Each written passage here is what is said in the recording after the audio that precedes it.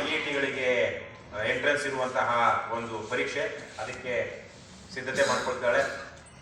8ನೇ class Bhuvaneshwari ಗೌಡ್ರಿಗೆ ಯಾವಾಗಲೂ ಭುವನೇಶ್ವರಿ, ಕನ್ನಡಾಂಬೆ, ಕರ್ನಾಟಕ ಮಾತೆ ಈ ವಿಚಾರಗಳು ಬಹಳ ಶಕ್ತಿ ಮತ್ತು ಮಗಳೂ ಭುವನೇಶ್ವರಿ ಅಂತ ಹೆಸರಿಸಿದ್ದಾರೆ. ಒಳ್ಳೆ ಬಂಗಾರದಂಥ ಮಕ್ಕಳು. ಇನ್ನು ರಾಧಾ ಅವರು ನಿಜಕ್ಕೂ ಗೌಡ್ರ ಪರಿವರ್ತನೆಯಲ್ಲಿ ಬಹಳ ನನಗೆ ಗೊತ್ತಿರೋ ಹಾಗೆ ಅವರು ಪಾಪ ಒಂದು ಸಂದರ್ಭಗಳಲ್ಲಿ ಕೆಲವೊಂದು ನೋವು, ಯಾಕಂದ್ರೆ ಗೌಡ್ರು ನನ್ನ ಹತ್ರ ಒಂದಷ್ಟು ವಿಚಾರಗಳು ಹೇಳ್ತಾ ಇದ್ರು. ಅವರು ಪಾಪ ತಮ್ಮ ಗಂಡನ ಒಂದಷ್ಟು ಹಿಂದಿನ ಮುಖವನ್ನು ನೋಡಿದಂಥವ್ರು, ಆದರೆ ಬಹಳ ಸಂತೃಪ್ತವಾದ ಜೀವನವನ್ನ ಗೌಡ್ರು ಸಾಗಿಸೋದಕ್ಕೆ ಶುರು ಮಾಡಿದಾಗ ಬಹಳ ಸಂತೋಷದಿಂದ ನೆಮ್ಮದಿಯಿಂದ ಈ ಕುಟುಂಬ ಜೀವನ ನಡೆಸ್ತಾ ಇತ್ತು.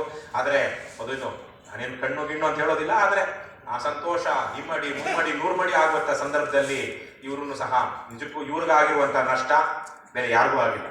ಹಾಗಾಗಿ ಈ ನಷ್ಟವನ್ನು ಯಾರು ತುಂಬಿಕೊಡೋದಕ್ಕೆ ಆಗೋದಿಲ್ಲ. ಮಿಕ್ಕ ನಷ್ಟವನ್ನು ನಾವು ತುಂಬಿಕೊಳ್ಳೋದಕ್ಕೆ ಪ್ರಯತ್ನಿಸಿದ್ರೆ ಮಾತ್ರ ಗೌಡ್ರಿಗೆ ನಾವು ಗೌರವ ಸಲ್ಲಿಸಿದಂಗೆ ಆಗುತ್ತೆ. ಇಷ್ಟನ್ನ ಹೇಳ್ತಾ ಮತ್ತೊಮ್ಮೆ ನೀವು ಹೆಮ್ಮೆ ಪಡಿ. ಹೀಗೆ ಗೌಡ್ರ ಮಕ್ಕಳು ನಾವು ಅನ್ನುವಂಥ ರೀತಿಯಲ್ಲಿ ಗೌರವ ಮತ್ತು ಅಭಿಮಾನದಿಂದ ಬದುಕಿ, ನೀವು ನಿಮ್ಮ ಅಪ್ಪನನ್ನ ಮೀರಿಸುವಂತಹ, ಯಾಕಂದ್ರೆ ಲಿಂಗೇಗೌಡರು ಸಾಕಷ್ಟು ವಿಚಾರಗಳಲ್ಲಿ ಓದ್ತಾ ಇದ್ರು.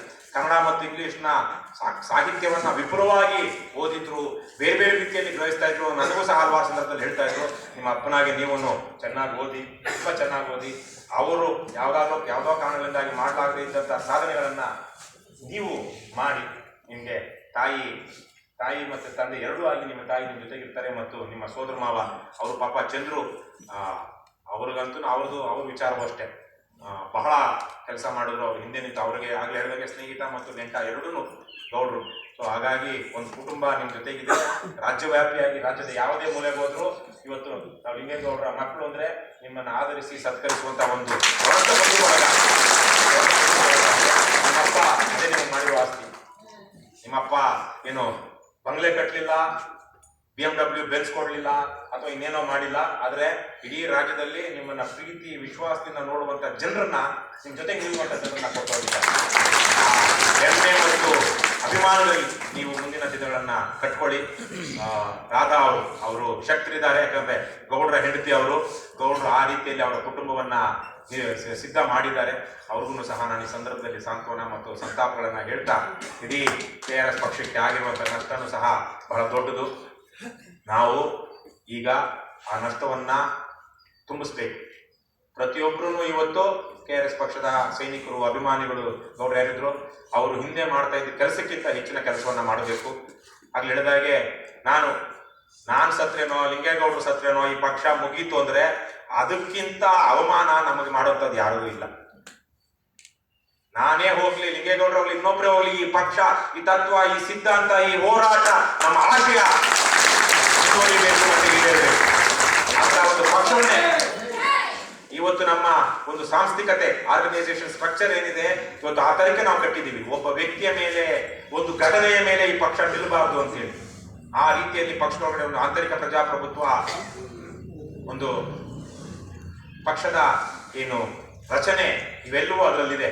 ಹಾಗಾಗಿ ಇವತ್ತು ಗೌಡ್ರು ಹೋಗಿದ್ದಾರೆ, ದೊಡ್ಡ ಹಿನ್ನಡೆ ಆಗಿದೆ. ನಾವು ಅಭಿಮನ್ಯುವನ್ನ ಕಳೆದುಕೊಂಡಂತಹ ಪಾಂಡವರ ರೀತಿಯಲ್ಲಿದ್ದೀವಿ. ಆದರೆ ಅಂತಿಮವಾಗಿ ಗೆದ್ದಿದ್ಯಾರು? ಪಾಂಡವರು.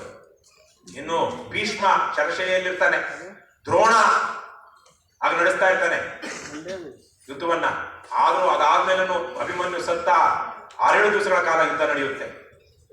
ಆ ರೀತಿಯಲ್ಲಿ ಇದೊಂದು ಕದನವನ್ನ ನಾವು ಸೋತಿದ್ದೇವೆ.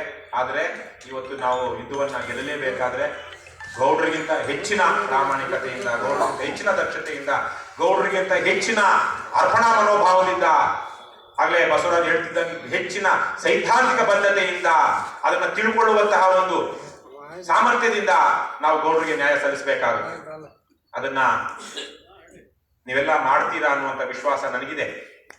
ಹಾಗಾಗಿ ಮತ್ತೊಮ್ಮೆ ನಾವು ಎಲ್ಲರೂ 1 ನಿಮಿಷ ಎದ್ದು ನಿಂತು ಗೌಡ್ರಿಗೆ 1 ನಿಮಿಷದ ಮೌನಾಚರಣೆ ಮಾಡೋಣ ಅಂತ ಕೇಳ್ಕೊಳ್ತಾ ನನ್ನ ಈ